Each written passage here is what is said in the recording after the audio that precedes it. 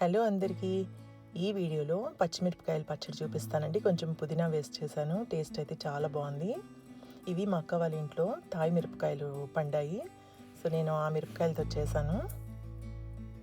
చాలా పొట్టిగా ఉన్నాయి కానీ కారం చాలా ఉంది. కొన్ని మిరపకాయలు తీసుకున్నాను, కొన్ని చెర్రీ టొమాటోస్, కొంచెం పుదీనా పచ్చడి అనుకున్నాం కదా, అందుకని పుదీనా తీసుకున్నాను. కొంచెం ఆయిల్ తీసుకొని ఒక 2 టేబుల్ స్పూన్స్ ఆయిల్ వేసాను.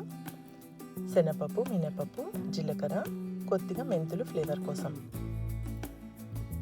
ఇవి మంచిగా దోరగా వేగేసినాక అందులోనే ఈ మిరపకాయలు నేనేం కట్ చేయలేదండి. అవి చాలా చిన్న మిరపకాయలు, కట్ చేయడానికి అవ్వలేదు.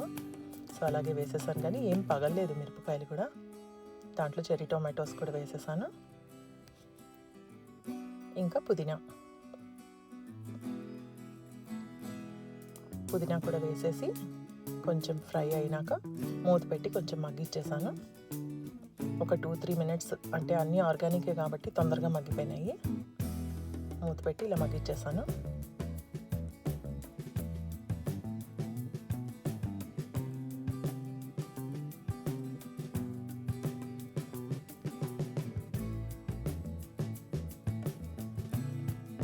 ఈ రోల్ చాలా నచ్చిందండి నాకు. సో ఆ రోల్ చూపిద్దామనేసి దాంట్లో చేశాను.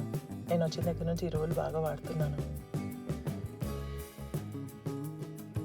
ఇవన్నీ రోట్లో వేసేసుకొని కొంచెం తగినంత ఉప్పు వేసుకొని బాగా మెత్తగా దంచేసుకోవడమే. ఒక 2 వెల్లుల్లి రెబ్బలు కూడా వేసాను టేస్ట్ కోసము. ఈ మిరపకాయలు అయితే చాలా ఘాటున్నాయండి, అందుకని కొంచెం చింతపండు కూడా వేసాను నేను.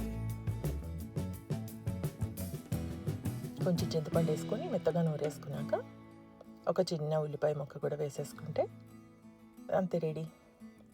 పచ్చడి అయితే చాలా టేస్టీగా ఉందండి.